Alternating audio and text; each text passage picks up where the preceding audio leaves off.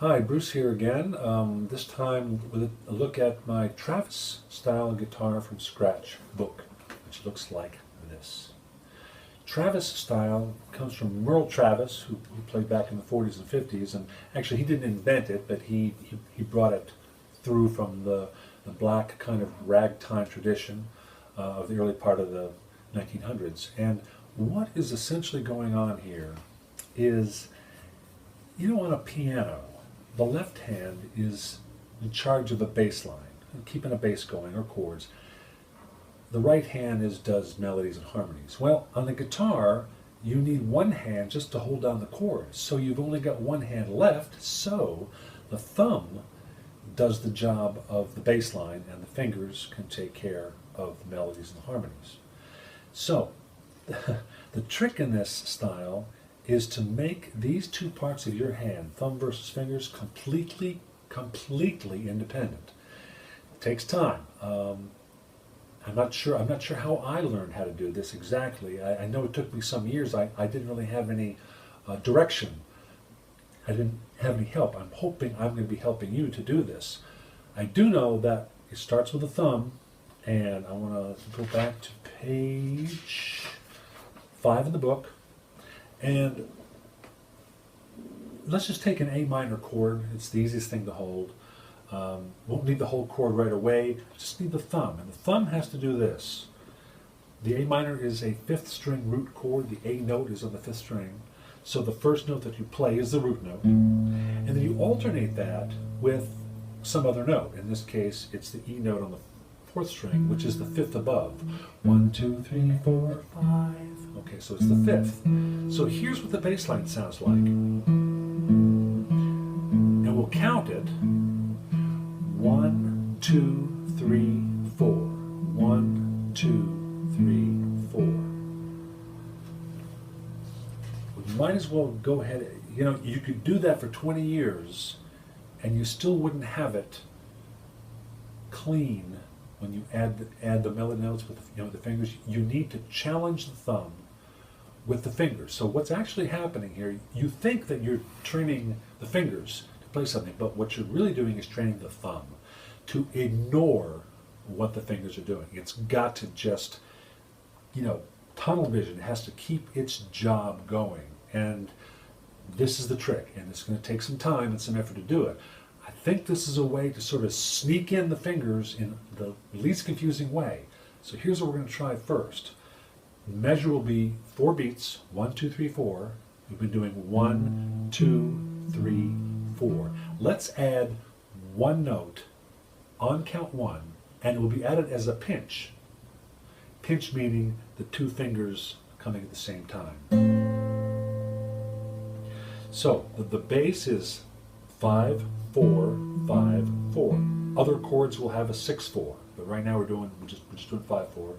And the middle finger, the M finger, will be on the 2nd string. Pinch, 2, 3, 4. Pinch, 2, 3, 4. There's your first exercise. Now, slowly get more complicated, right? Let's do a pinch on counts 1 and 3. So this makes it, double time. So you have this now.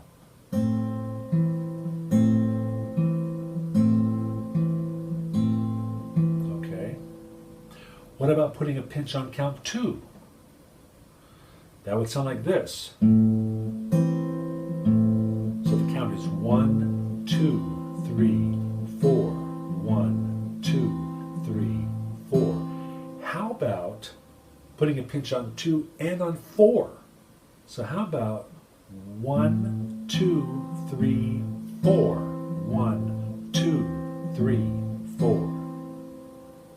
All right, you can see we're slowly branching out, because now we're going to try to put the pinch on different counts. So listen to this. 1, 2, 3, 4. 1, 2, 3, 4. 1, 2, 3, 4. 1, 2, 3, 4. I mean, really, you could put a pinch on every beat. You could have this.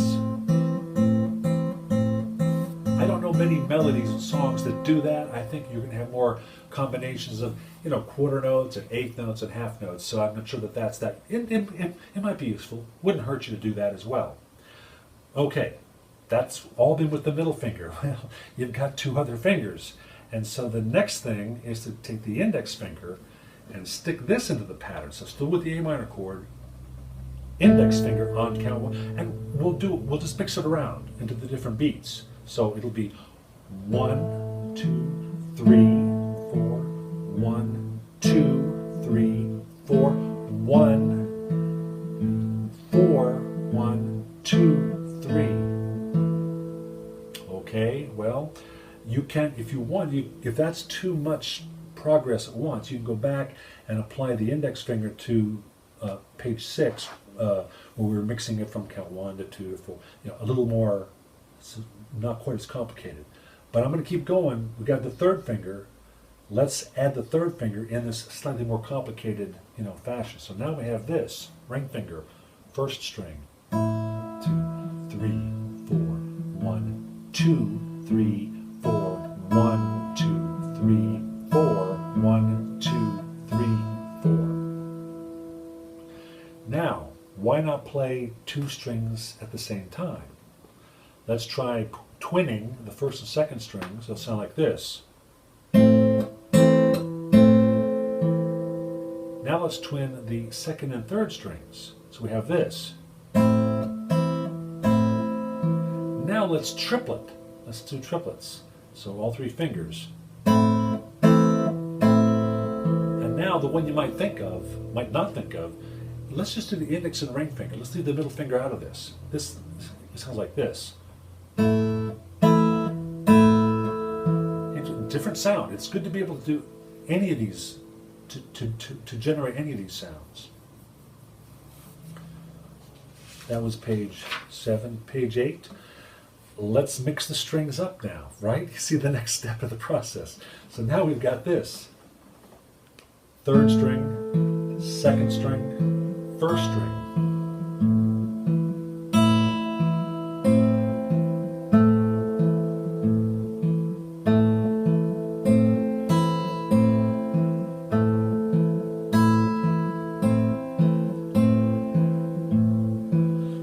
Got a melody going here. I mean, you've only got 3 different notes that you're playing with your fingers, but there's sort of a rudimentary melody beginning to happen. The next example on page 8 is it's really just more of the same. I would say it's more complicated. There are more. So, for example,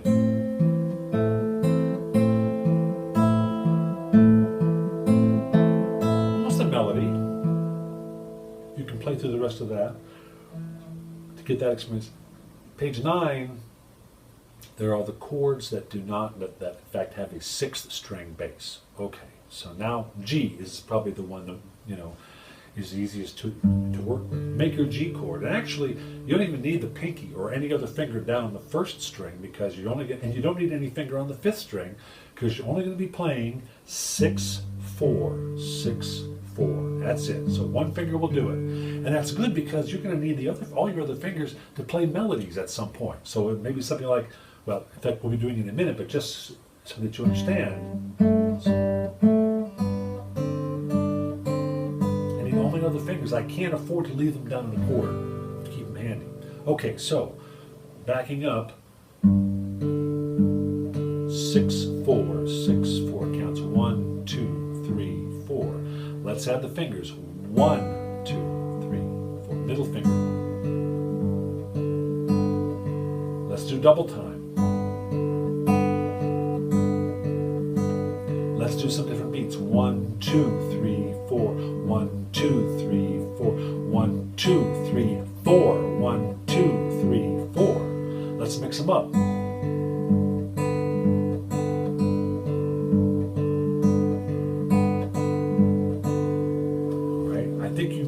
This is headed, don't you? We're going to start using the index finger next and the ring finger. I don't think I need to go through. I think you get the idea what's going on. The only difference between this and with the C chord is that you've got a different bass to keep track of. Everything else, this whole material is pretty much the same, but you just have that different bass note. Now let's take a look at a scale. over the G chord. Major scale, it's going to sound like this. We want to put that on top of the bass line. So the bass line looks like this. And the scale will go, do slower.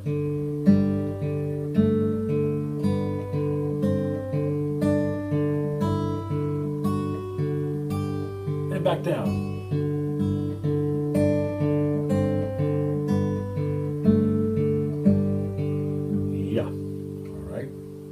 I think you're ready to do that once you've done these other exercises. Now we're just changing the left hand around a little bit. Before we just kept one chord all the way through. Now there's an actual melody that is occurring.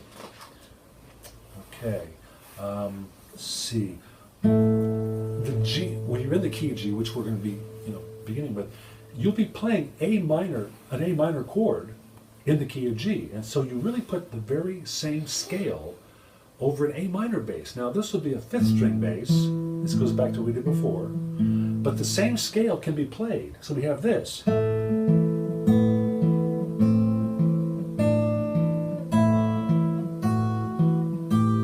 really technically, you can go up to the 5th fret to get another A note if you like. And then you come back down.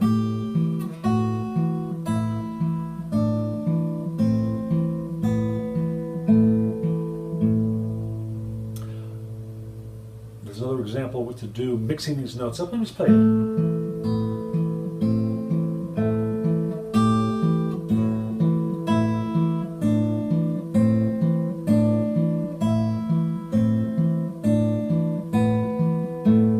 Kind of a melody, not a very interesting one, but one step at a time here. The thing to do next is to do these scales, this G scale, double time over the bass. So instead of just every other note, like on counts 1 and 3, which we've been doing just counts 1 and 3, let's double time it. So now we have this G chord.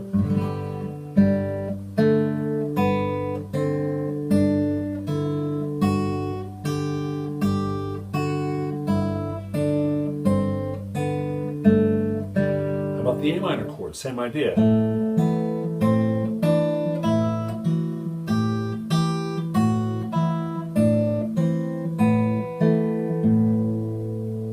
Over C chord.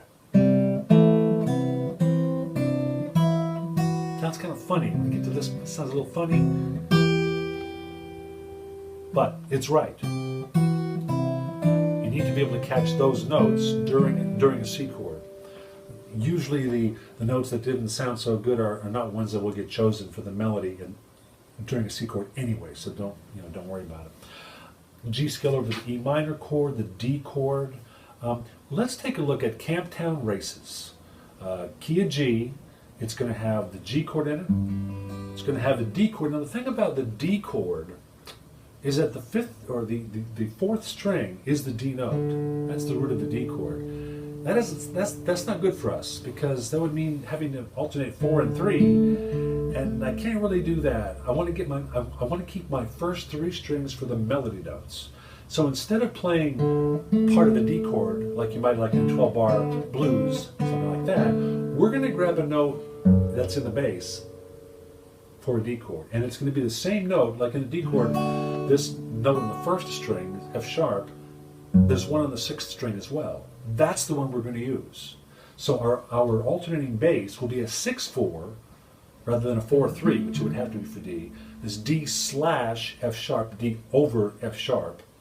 Note, it's a D chord over an F sharp note. That's what D slash F sharp means. So we're going to play it. Our chord is going to look like this.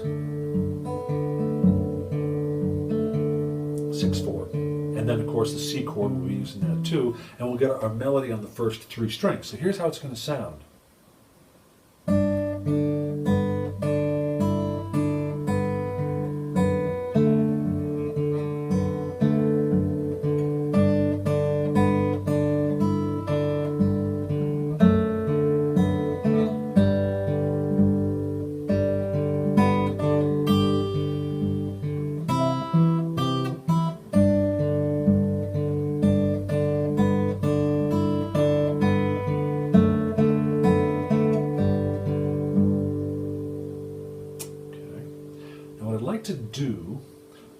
is move on to the subject of syncopation. Syncopatio. What it means is you're playing a note, you're initiating a note between the beats, and you're letting this note ride across the beat. Now, up to this point, we've just been playing everything on the beat. 1, 2, 3, 4. But there are half beats, and there are the and counts. 1 and 2 and 3 and 4 and. And this is where it really gets fun, interesting, but more difficult. So, for example, you get a G chord, and you're going to, our melody is going to be this.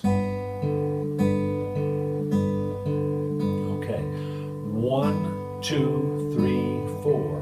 1, 2, 3, 4. I'm going to move that second note, the one that's on 3, the one, that note. I'm going to move that a half a beat earlier. It's going to come between the bass notes as opposed to a pinch. This is your first non-pinch that you're experiencing. So here's what it goes. 1, 2, and 3, 4. 1, 2, and 3, 4. 1, 2, and 3. 1, 2, 3, 4. As opposed to 1, 2, 3, 4. I want to give you a couple of other examples of, for example, this would be not syncopated. 1, 2, 3, 4.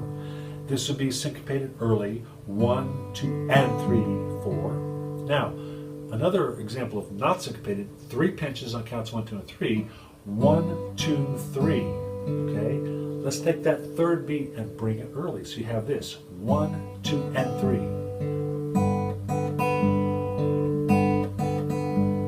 Getting those notes in between like that is a little tricky. You will tend to want to change the rhythm so that your bass notes may become longer. So that's wrong. You can't do this. That's right. You can't do. No, the bass. This is what I mean by we're training the thumb. The thumb has to ignore all of this and just keep doing this job. 1, 2, 3, 4. 1, 2, and 3, 4. I have some examples where you start off with a non-syncopation, like 1, 2, 3, 4. 1, 2, 3, 4. And then we'll take each of these phrases and syncopate it a little bit. So you have so that's 1, 2, 3, and 4. With a melody thrown in, it's going to be this: 1, 2, 3, and 4.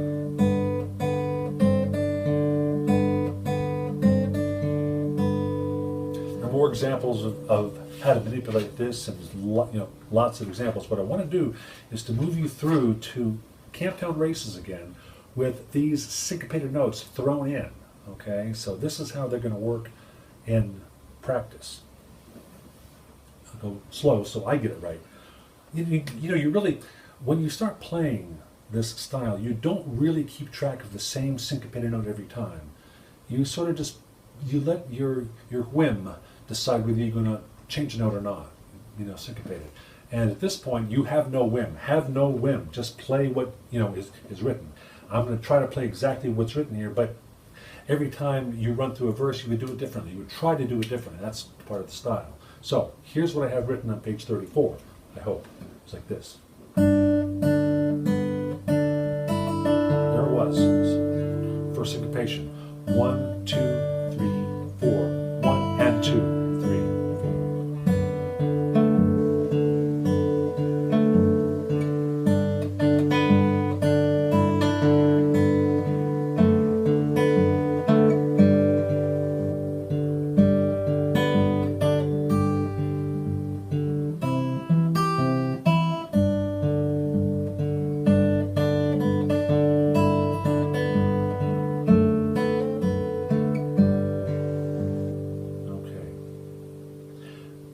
Try to do, I've got about half a dozen, 6 or 7 basic songs like Camptown Races that throughout the book I tweak them each time. So about 4 rounds, and every round is more complicated. So this round here we just did these offbeat syncopated notes. The next round we're going to be adding extra notes that really belong to the picking pattern. They will sometimes come between the beats, but they're not, I don't call them syncopated notes because they're not part of the melody. They're just thrown in for fun, for harmony, just an extra, just to beef up the chord a little bit. So they're really not syncopated. They're just part of a picking pattern. So what you have now, and then there'll be notes that will actually twin some of the notes. So let me play this first line of the Camptown Races, this next version. Starts off with, okay, I did the alternate bass, I did a pinch, alternate bass with a pinch and two other notes, both for fourth, third, and second strings. So it sounds like pinch, pinch, pinch, syncopated. Now the next measure, two syncopations. And a picking pattern note, which I don't call a syncopated note because it's not part of the melody. So that measure 2 goes, that little G string, that was just for extra beef. That's all that's there for. So you have, and then change the melody a little bit there just to make it interesting. Next line is going to be, wow, that was 3 syncopated notes in a row. And then,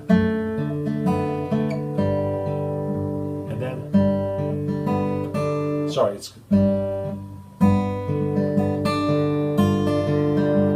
well, that's a different chord. I'm just using different notes that are fine to use in a G, or a G chord, make it a G7. And then those are just extra picking pattern notes. Just the first note is a true melody note. But it's much more interesting just going, yeah, much nicer. C chord that comes next, this is a full 4-finger pinch, really, 3 fingers and thumb. And then the D over F sharp. Wow, those were all syncopated notes except for the very first one. There was a pinch, and then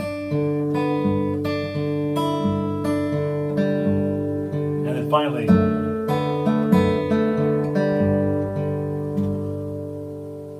that's plenty. That's a good look into what this book has to offer. As I say, there's another 4 or 5 tunes that keeps going through, and then other tunes are added as well. But these basic ones you can compare from level to level as things get more complicated. We'll be adding bass line movements, things like that. That's enough for now. Thanks for watching. There will be a link in the comments to my website and to the other books that I offer.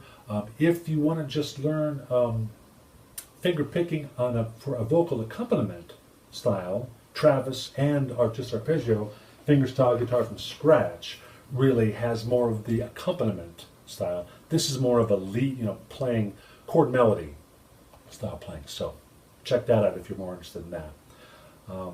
Thank you very much.